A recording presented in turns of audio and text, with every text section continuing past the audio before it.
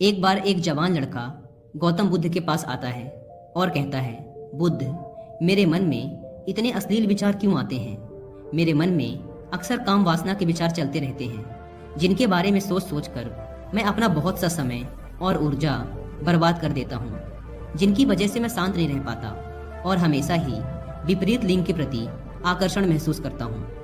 बुद्ध ने मुस्कुराते हुए कहा, क्या तुम्हें पता है कि काम वासना होती क्या है? लड़के ने कहा, बुद्ध, मुझे ये तो नहीं पता कि काम वासना का मतलब क्या है, लेकिन ये जो कुछ भी है बहुत बुरी है।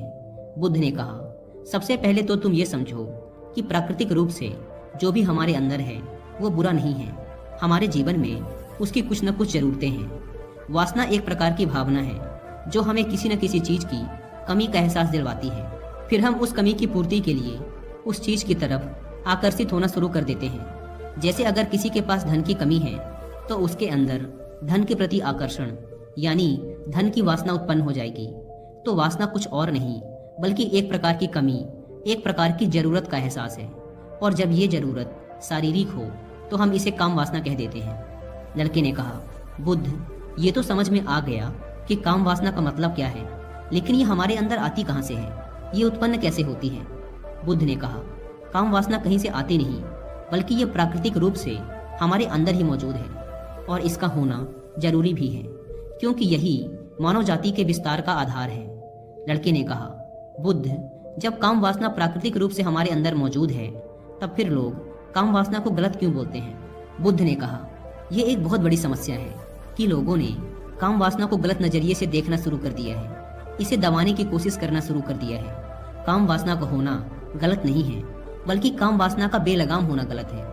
केवल उसी के बारे में हमेशा सोचना, केवल उसी के लिए जीना, केवल उसी को अपने जीवन का लक्ष्य बना लेना गलत है। बुद्ध ने उस लड़के से पूछा, तुम्हें क्या लगता है, क्या जानवरों में भी काम वासना होती है? लड़के ने कहा, हाँ बुद्ध, जरूर होती है, क्योंकि आखिर जानवरों को भी तो अपनी पीढ़ी आगे बढ़ानी है। बुद्ध ने कहा, फिर हम जानवरों की काम वासना को गलत क्यों नहीं कहते? लड़के ने कहा, पता नहीं बुद्ध, आप ही बताएं। बुद्ध ने कहा, क्योंकि जानवर अपनी काम वासना का उपयोग सिर्फ संतति उत्पन्न करने के लिए करते हैं, उसे खुशी प्राप्त करने के लिए नहीं और ना ही सुख भोगने के इरादे से। क्योंकि जानवरों को प्रकृति ने इतनी सोचने समझने की क्षमता नहीं दी कि वो अपनी काम वासना को अपने क्षणिक सुख का आधार बना सके, जबकि हम इंसान अपनी सोचने समझने की क्षमता का उपयोग करके प्रकृति में पाई जाने वाली हर चीज का अपने सुख और आनंद के लिए उपयोग करने का प्रयास करते हैं। हम इंसानों ने काम वासना के साथ भी यही किया है, इसे अपने आनंद और भोग का आधार बना लिया है। जिस भावना को प्रकृति ने मानव जाति का अस्तित्व बनाए रखने के लिए हमारे अंदर डाला था, उसे हमने जीवन का सर्वोपरि लक्ष्य बना रखा है और इंसानी काम वासना का ये बेलगाम होना ही उसके गलत होने का कारण है। लड़के ने कहा, बुद्ध, लेकिन ये काम वासना हावी होती क्यों है? इसके बेलगाम होने का कारण क्या है? बुद्ध ने कहा, काम वासना के बेलगाम होने के 4 बड़े कारण हैं, जिसमें से पहला कारण है जीवन में किसी बड़े उद्देश्य का ना होना। बुद्ध ने उस लड़के से पूछा, क्या जब तुम किसी काम में व्यस्त होते हो तब भी तुम्हारे दिमाग में अश्लील विचार आते हैं? लड़के ने कहा, नहीं बुद्ध, जब मैं व्यस्त होता हूँ तो मेरे दिमाग में अश्लील विचार नहीं आते। बुद्ध ने कहा, हमारा दिमाग एक बार में सिर्फ एक चीज के बारे में ही सोच सकता है, इसलिए जब हमारे दिमाग में कोई दूसरे विचार चल रहे होंगे तो अश्लील विचार आ ही नहीं सकते। अगर हमारे जीवन में कोई बड़ा और स्पष्ट लक्ष्य है और अगर हम उस लक्ष्य के प्रति पूरी तरीके से समर्पित हैं तो हमारे पास कभी इतना समय ही नहीं होगा कि ये फालतू विचार हमारे मन में घर कर सकें। और अगर ऐसे विचार उठते भी हैं तो हमारे मजबूत लक्ष्य के विचार इन्हें आसानी से हमारे मन से विस्थापित कर देंगे। लेकिन असल समस्या ये है कि अधिकतर लोगों के पास एक मजबूत और स्पष्ट लक्ष्य की कमी है। काम वासना के बेलगाम होने का दूसरा कारण है समाज के द्वारा इसे गलत बताकर दबाए जाने की कोशिश करना।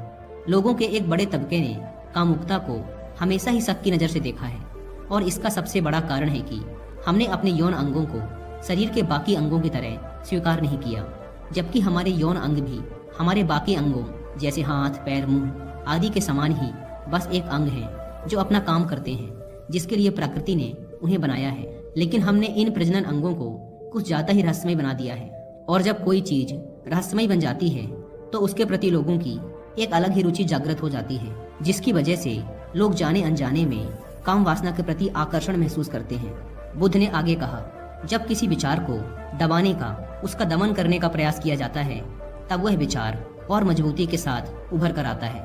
और यही काम वासना के विचारों के साथ भी किया जा रहा है। बुद्ध ने कहा, अगर मैं तुमसे कहूँ कि आम के बारे में मत सोचना, तो तुम्हारे मन में पहला चित्र किस चीज का आया? लड़के ने कहा, बुद्ध, मेरे मन में पहला चित्र आम का ही आया।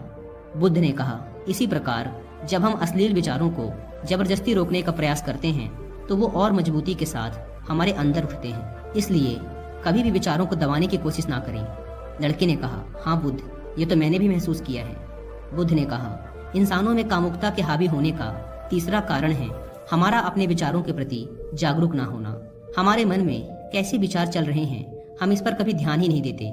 हमारे मन में उठने वाले विचारों के बारे में एक अनोखी बात यह है कि जब हम किसी एक चीज के बारे में विचार करते हैं तो हमारा मन उसी से संबंधित और भी विचार हमारे सामने रखना शुरू कर देता है, और फिर ऐसे ही हमारे मन में विचारों की एक श्रृंखला बन जाती है जिस पर हम उलझ कर रह जाते हैं। ठीक ऐसा ही होता है अश्लील विचारों के साथ। हमने एक बार किसी को देखकर अपने मन में एक अश्लील विचार पैदा किया, फिर हमारा मन अपने आप ही इन विचारों की श्रृंखला बना देता है, जिनके बारे में सोच सोच कर हम अपनी बहुत सी ऊर्जा और समय बर्बाद कर देते हैं। इसलिए पूरी जागरूकता के साथ अपने अंदर उठने वाले विचारों पर ध्यान देना जरूरी है। बुद्ध ने कहा, अश्लील विचारों के हावी होने का चौथा कारण है बुरी सोच और अश्लील विचारों वाले लोगों की संगति करना। कई बार ऐसा होता है कि कामुकता हमारे अंदर नहीं होती, लेकिन कुछ अश्लील लोगों के साथ रहने की वजह से ये हमारे अंदर हावी हो जाती है। लड़के ने कहा, हाँ बुद्ध, ये बात तो मैंने खुद महसूस की है। बुद्ध ने कहा, इसलिए बुरे विचार वालों और अश्लील लोगों से दूरी बनाकर रखनी चाहिए। लड़के ने कहा, बुद्ध, ये तो समझ में आ गया कि कामुकता हावी कैसे होती है, लेकिन इसे हावी होने से रोका कैसे जा सकता है? बुद्ध ने कहा, सबसे पहले तो तुम ये समझो कि काम वासना की ऊर्जा को रोका नहीं जा सकता, इसे सिर्फ रूपांतरित किया जा सकता है। और इस ऊर्जा को रूपांतरित करने के दो तरीके हैं, पहला है प्रेम और दूसरा है ध्यान। जब हम सच्चे प्रेम में होते हैं तो हमारे अंदर के कामुकता की ऊर्जा हमारी खुशी और हमारे आनंद में परिवर्तित हो जाती है। लेकिन ज्यादातर लोग शारीरिक आकर्षण को ही प्रेम मानते हैं, जो कि ऊर्जा का व्यय करता है, रूपांतरण नहीं। काम वासना की ऊर्जा को शरीर के अंदर ही रूपांतरित करने का सबसे सफल तरीका है ध्यान।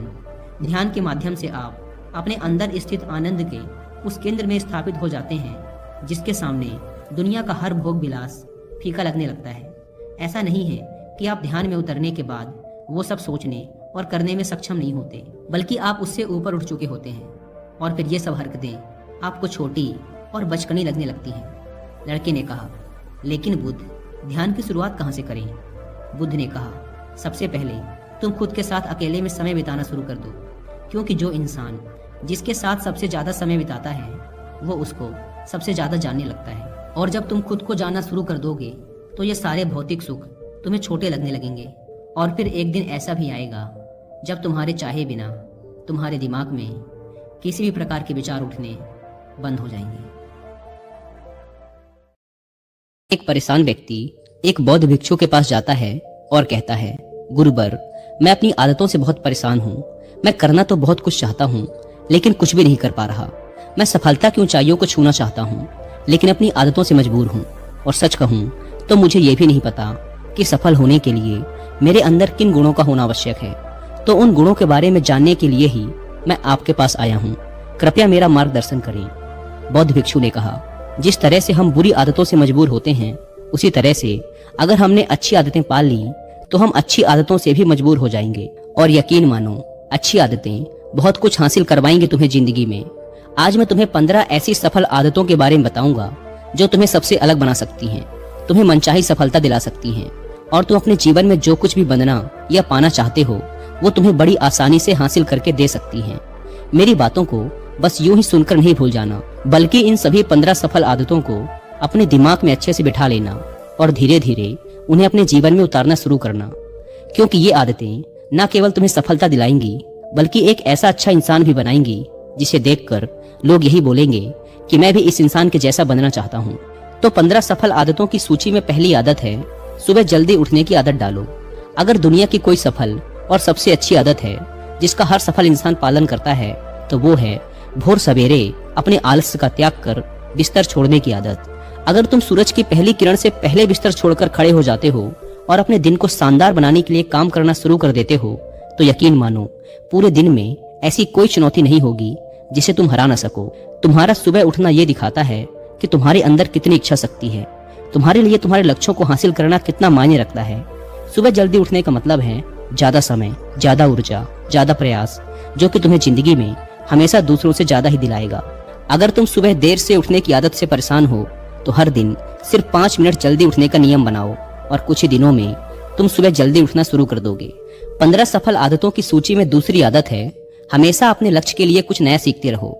ये एक बहुत गजब की आदत है जो हर उस महान इंसान में पाई जाती है जिसने अपने क्षेत्र में अद्भुत सफलता हासिल की है।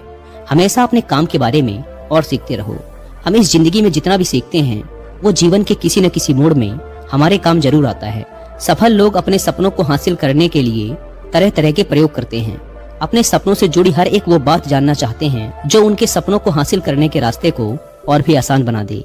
चाहे एक लाइन का ही ज्ञान सीखो, लेकिन हमेशा कुछ नया सीखो जरूर।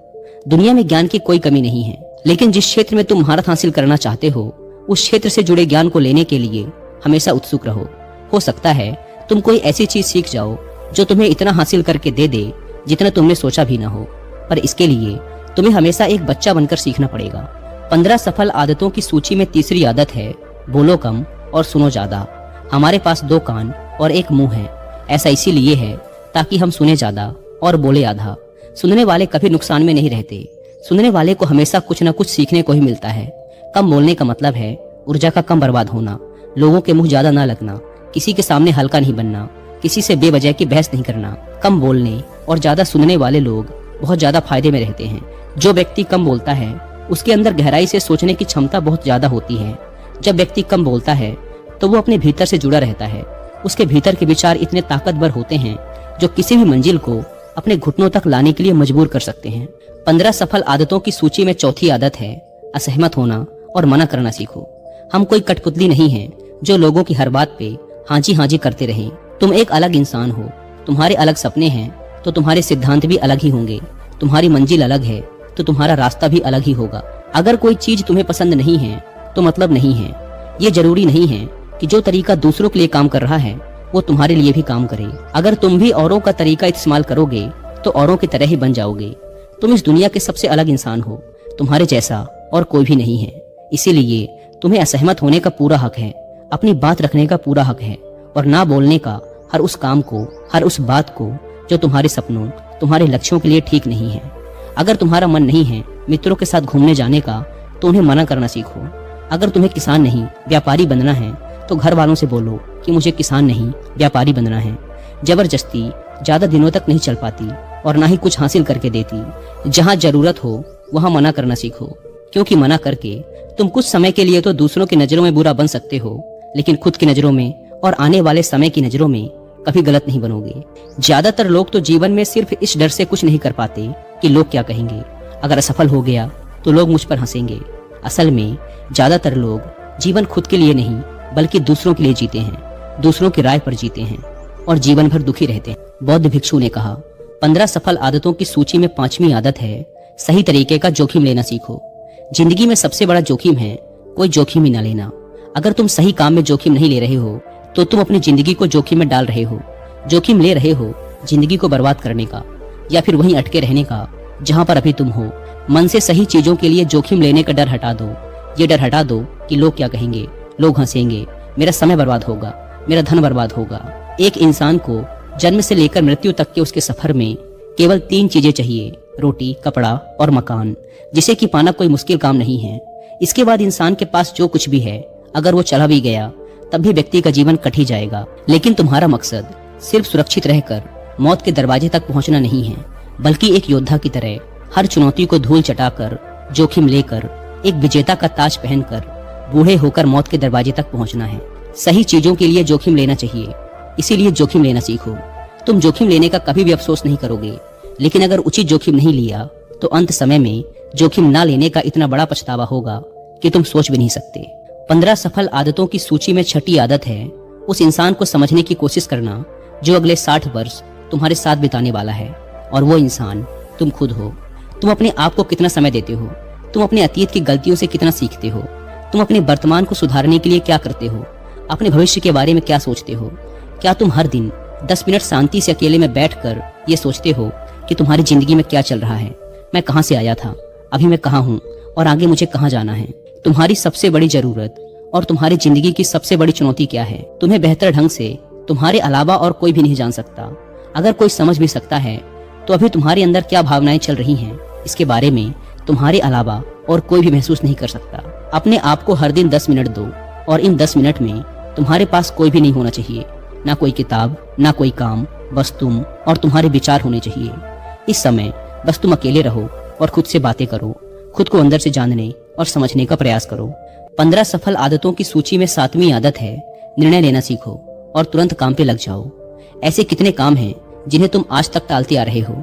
ऐसे कितने निर्णय हैं जिन्हें लेना आज तुम्हारे लिए बहुत जरूरी है, लेकिन तुम निर्णय लेना ही नहीं चाहते, उन्हें टालते रहते हो। ज्यादातर लोग निर्णय ही नहीं ले पाते कि उन्हें इस काम को करना है या नहीं, इस संबंध में रहना है या नहीं, व्यापार करना है या नौकरी करनी है। लोग निर्णय ही नहीं ले पाते और उलझे रहते हैं। निर्णय लेना सीखो। कोई भी निर्णय ना लेने से बेहतर है कि कोई एक निर्णय लो और उस निर्णय को सही साबित करने का प्रयास करो। और जब एक बार निर्णय ले लो तो तुरंत काम पर लग जाओ। जितने भी दुनिया के सबसे सफल लोग हैं, उनका निर्णय लेने और उस पर काम करने के बीच का समय लगभग शून्य होता है। अगर तुमने दिन में 8 बजे कोई निर्णय लिया है, किसी काम की कोई योजना बनाई है, तो 8:01 में तुम्हारे काम उस निर्णय के अनुरूप होते हुए दिखाई देने चाहिए। जिंदगी बदल देने वाली 15 सफल आदतों में से 8वीं आदत है समय को लक्ष्य में लगाना सीखो। समय एकमात्र ऐसी चीज है जो लगातार कम होता रहता है, वो भी एक समान रफ्तार से। कभी भी इसके कम होने की गति धीमी नहीं पड़ती। समय पर किसी भी चीज का, किसी भी घटना का कोई फर्क नहीं पड़ता। समय एक ऐसी चीज है जिसके तुम सिर्फ साथ दौड़ सकते हो, ना उससे पीछे दौड़ सकते और ना ही उससे आगे निकल सकते हो। आज तुम्हारी जिंदगी में जो भी चल रहा है, तुम्हें उसका सामना करना ही पड़ेगा। समय के साथ चलना सीखो और आज तुम्हारे लिए जो जरूरी है उसे करते हुए आगे बढ़ते जाओ, क्योंकि समय के बहाव में अगर तुम एक बार पीछे छूट गए, फिर चाहे कितनी ही दौड़ लगा लो, वो पहले वाली बात तो कभी नहीं हो पाएगी। जो सो रहा है ना, वो निश्चित रूप से कुछ न कुछ खो रहा है, और जो जाग रहा है वो लगातार भाग रहा है। हम जैसे ही पैदा होते हैं, उसी क्षण से हमारे समय की उल्टी गिनती शुरू हो जाती है। इसीलिए समय को बर्बाद मत करो, उसे लक्ष्य में लगाओ, खुद को जानने में लगाओ। 15 सफल आदतों की सूची में 9वीं आदत है फालतू की झंझटों को नजरअंदाज करना सीखो। हमारे पास सीमित समय है और एक निश्चित मात्रा में ऊर्जा है। अगर हम इसे हर तरह की छोटी छोटी बातों, बहसों और बेमतलब के कामों में लगाते रहेंगे तो हमारी ऊर्जा बटी रहेगी। हम कभी भी इसे अपने लक्ष्य की ओर एकत्रित नहीं कर पाएंगे और लक्ष्य को हासिल करने से चूक जाएंगे। ज्यादातर लोगों की गलती भी यही है कि वो हर चीज, हर काम में खुद को सम्मिलित करने की कोशिश करते हैं, जिससे उनकी ऊर्जा बढ़ जाती है और वो कुछ भी महत्वपूर्ण नहीं कर पाते। इसीलिए जो काम जरूरी नहीं है, जो दूसरे कर सकते हैं, उसे दूसरों को ही सौंप दो और अपनी सारी ऊर्जा, सारा समय अपने महत्वपूर्ण कामों में लगाओ। 15 सफल आदतों में से 10वीं आदत है अपने जीवन से नकारात्मक लोगों को निकालकर सकारात्मक लोगों के साथ रहना शुरू करो। एक नकारात्मक व्यक्ति हमारी ऊर्जा को चूस कर हमारी सोच को भी नकारात्मक बना देता है। इसीलिए ऐसे लोगों से दूर रहने का प्रयास करो। असल में कोई भी व्यक्ति अपने आसपास के 5 लोगों का औसत होता है, यानी हमारे आसपास के वो 5 लोग जिसके साथ हमारा सबसे ज्यादा समय बीतता है, कहीं न कहीं हम भी उनकी ही तरह बन जाते हैं, उन्हीं की आदतें अपनाने लगते हैं। संगत का असर पड़ता है। अगर तुम्हारे साथ के लोगों को हर चीज में कमी दिखती है तो तुरंत उनका साथ छोड़ दो, क्योंकि ये ऐसे लोग हैं जिन्हें गर्मी में सर्दी और सर्दी में बरसात पसंद आती है। ऐसे लोग कहीं भी खुश नहीं रह पाते और ना ही दूसरों को खुश रहने देते। दुनिया में हर किसी को खुश और आजाद रहने का पूरा हक है। सकारात्मक सोच के साथ जीवन जीने का पूरा हक है। यहाँ तक कि तुम्हें खुद के साथ भी नकारात्मक बातें नहीं करनी चाहिए, जैसे मेरी किस्मत ही खराब है या मेरे साथ तो ऐसा ही होता है। दुनिया में जितने भी सफल लोग हुए हैं, उन्होंने हमेशा खुद के भीतर एक सकारात्मक इंसान ही देखा है और नकारात्मक लोगों की बातों को हमेशा नजरअंदाज ही किया है। कभी भी मूर्ख और नकारात्मक लोगों से मत उलझो, क्योंकि उनका कुछ नहीं बिगड़ेगा और तुम्हें कुछ मिलेगा नहीं। 15 सफल आदतों में से 11वीं आदत है कि जब भी दिमाग में कोई अच्छा और नया विचार आए तो तुरंत उसे एक कागज पर लिख लो। हमारा दिमाग हर दिन कुछ नए और अच्छे विचार लाता रहता है। अगर हम इन्हें लिखकर सुरक्षित नहीं रखते तो हम इन्हें हमेशा हमेशा के लिए भूल जाएंगे।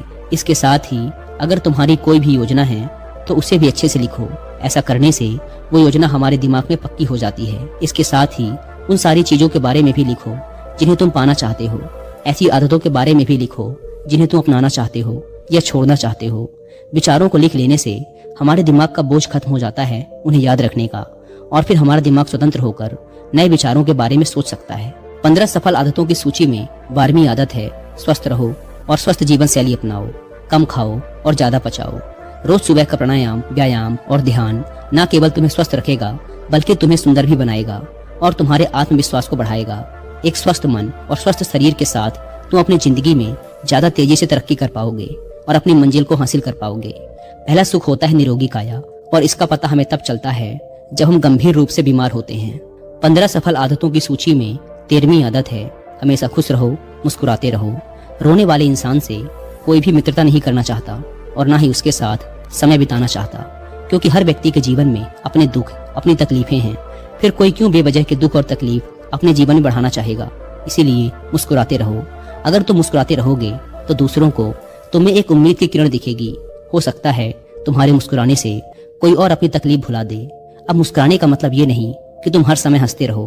मुस्कुराने का मतलब है कि तुम खुश रहो, सकारात्मक रहो और ये सोचो कि तुम बहुत किस्मत वाले हो। तुम्हारे जीवन में कोई कमी नहीं है और अगर कोई कमी है भी तो तुम उसे पूरा कर सकते हो। 15 सफल आदतों की सूची में 14वीं आदत है हमेशा अपनी कमाई से कम खर्च करो और कुछ धन भविष्य की मुसीबत के लिए बचा कर रखो। अधिकतर लोग दिखावे के चक्कर में अपनी कमाई से ज्यादा खर्च कर देते हैं और फिर जिंदगी भर गरीबी के बोझ तले दबकर दुख से भरा जीवन बिताते हैं। इसीलिए सही तरीके से अपनी आमदनी बढ़ाने की कोशिश करो। आमदनी से कम खर्च करो और भविष्य के लिए कुछ बचा कर रखो। 15 सफल आदतों की सूची में 15वीं और अंतिम आदत है एक जिम्मेदार इंसान बनो। ऐसे बहुत सारे काम हैं जिन्हें करके तुम दूसरों की मदद कर सकते हो। दूसरों के दुखों को कम करने का प्रयास करो, गरीबों का पेट भरो, लोगों के चेहरे पर मुस्कान लाने का प्रयास करो। एक सफल व्यक्ति पूरी तरह से सफल तभी कहलाता है जब वह अपने साथ साथ अपने देश का और समाज का भी भला करे। इसीलिए लोगों की मदद करो, भलाई के काम करो और समाज में अच्छा उदाहरण पेश करने का प्रयास करो। बौद्ध भिक्षु ने आगे कहा। तो ये थी वो 15 आदतें जिन्हें अपनाकर तुम एक सफल जीवन जी सकते हो और दूसरों के लिए एक मिसाल बन सकते हो। उस परेशान व्यक्ति को अपने प्रश्न का उत्तर मिल चुका था। उसने बौद्ध भिक्षु का धन्यवाद किया और वहां से चला गया। दोस्तों, उम्मीद है कि आपको ये वीडियो पसंद आई होगी। बार की बात है, एक गरीब इंसान अपनी गरीबी से बहुत परेशान था। अपनी गरीबी की वजह से वह अपने पत्नी व 2 बच्चों के परिवार को भी ठीक तरह से संभाल नहीं पा रहा था। उसके लिए अपने परिवार के लिए 2 टाइम का भोजन जुटा पाना भी मुश्किल हो रहा था। वह अपनी ऐसी जिंदगी से तंग आ चुका था। इस गरीबी और लाचारी ने उसके दिमाग में उथल पुथल मचा दी थी। अपनी इस समस्याओं से बचने के लिए उसने घर छोड़कर भाग जाने का निर्णय लिया और एक रात वह चुपचाप अपना घर परिवार छोड़कर चला गया। उसे यह नहीं पता था कि उसे कहाँ जाना है। वह बस चलता जा रहा था। चलते चलते जब वह एक नदी के किनारे पहुंचा तो उसने देखा कि वहाँ महात्मा बुद्ध अपने शिष्यों के साथ डेरा डाले हुए हैं। यह देखकर उसने निर्णय लिया कि वह सन्यासी बन जाएगा और महात्मा बुद्ध का शिष्य बनकर उनके साथ ही विचरण करेगा। यह निर्णय लेकर वह महात्मा बुद्ध के डेरे में जाता है और उनके चरणों में गिरकर बुद्ध से यह विनती करता है कि वो उसे अपना शिष्य बनाकर अपने साथ रख लें। महात्मा बुद्ध ने उस गरीब इंसान की तरफ ध्यान से देखा और फिर मुस्कुराते हुए बोले, ठीक है, आज से तुम भी मेरे काफिले का हिस्सा हो। अगली सुबह जब महात्मा बुद्ध का काफिला आगे बढ़ा तो वो भी उनके साथ चल पड़ा। गर्मी का मौसम था और तेज धूप भी थी, लेकिन महात्मा बुद्ध का काफिला लगातार बढ़ता जा रहा था। जब वे लोग एक जंगल से गुजर रहे थे तब एक बड़े से पेड़ के नीचे सभी लोग कुछ देर विश्राम करने के लिए रुके। तेज धूप व लंबी यात्रा के कारण महात्मा बुद्ध को बहुत जोरों की प्यास लगी थी। इसलिए महात्मा बुद्ध ने अपने नए शिष्य से कहा, यहाँ पास में ही एक सरोवर है, तुम वहां से मेरे लिए पानी ले आओ। महात्मा बुद्ध की आज्ञा पाकर वो गरीब इंसान सरोवर की तरफ पानी लेने चल पड़ा। जब वह सरोवर के पास पहुंचता है तो देखता है कि वहां कुछ जंगली जानवर सरोवर के पानी में उछल कूद मचा रहे हैं। उसके सरोवर के पास आते ही सारे जंगली जानवर उससे डरकर वहां से भाग गए। उसने देखा कि जानवरों की उछल कूद की वजह से तालाब के नीचे का कीचड़ और सड़े गले पत्ते ऊपर आ गए हैं और सारा पानी मटमैला व गंदा हो गया है। यह देखकर वह बिना पानी लिए ही चुपचाप वहां से वापस लौट जाता है और बुद्ध से जाकर कहता है, बुद्धा, उस सरोवर में तो बहुत ही गंदा पानी था, उसे तो पिया ही नहीं जा सकता। शिष्य की बात सुनकर बुद्ध कुछ देर तक तो शांत रहे, लेकिन थोड़ी ही देर बाद उसे बुलाकर कहा, जाओ उसी सरोवर से पानी ले आओ। महात्मा बुद्ध का यह आदेश सुनकर वह शिष्य पानी लेने तो चल पड़ा, लेकिन अपने मन में यही सोचता जा रहा था कि महात्मा बुद्ध इतने गंदे पानी को पिएंगे कैसे। लेकिन जब वह सरोवर के पास पहुंचता है तो यह देखकर चकित रह जाता है कि सरोवर का पानी एकदम साफ और निर्मल हो चुका है। वह सरोवर का पानी लेकर महात्मा बुद्ध के पास जाता है और उनसे पूछता है कि थोड़ी ही देर में सरोवर का पानी इतना साफ कैसे हो गया। तब भगवान बुद्ध ने उसे समझाते हुए कहा, जब जानवर पानी में उछल कूद मचा रहे थे तब सरोवर का कीचड़ ऊपर आया था, परंतु कुछ देर शांत रहने पर कीचड़ फिर से नीचे बैठ गया और सरोवर का पानी फिर से साफ व निर्मल हो गया। इसी प्रकार हमारे मन के साथ भी यही होता है। जीवन की भागदौड़, समस्याएं व मन की अशांति हमारे दिमाग में उथल पुथल मचा देती है और तब हम जल्दबाजी में गलत निर्णय ले लेते हैं। परंतु यदि कोई भी निर्णय लेने से पहले हम अपने दिमाग को शांत रखें और धैर्य के साथ बैठकर सोचें तो हमारे मन की वो उथल पुथल भी पानी के उस कीचड़ की तरह शांत हो जाती है और तब हम जो भी निर्णय लेते हैं वो हमेशा ही सही होता है। इसलिए बुरे समय में इंसान को कभी भी धीरज नहीं खोना चाहिए। महात्मा बुद्ध की यह बात उस इंसान को समझ में आ गई और जब वह शांति से बैठकर अपने द्वारा लिए गए निर्णय के बारे में सोचता है तो उसे एहसास होता है कि उसने घर छोड़कर गलत किया था। उसकी अनुपस्थिति में उसकी पत्नी व दोनों छोटे छोटे बच्चों को और भी बड़ी समस्याओं का सामना करना पड़ेगा। उसे अपने पति व पिता होने का दायित्व निभाना ही पड़ेगा। इसीलिए वो महात्मा बुद्ध से आज्ञा लेकर अपने घर वापस चला जाता है। दोस्तों, इस कहानी से हमने सीखा कि हमें कभी भी अपने निर्णय अशांत दिमाग व जल्दबाजी में नहीं लेना चाहिए, बल्कि दिमाग को शांत रखते हुए वो भविष्य के बारे में सोचकर ही सही निर्णय लिए जा सकते हैं।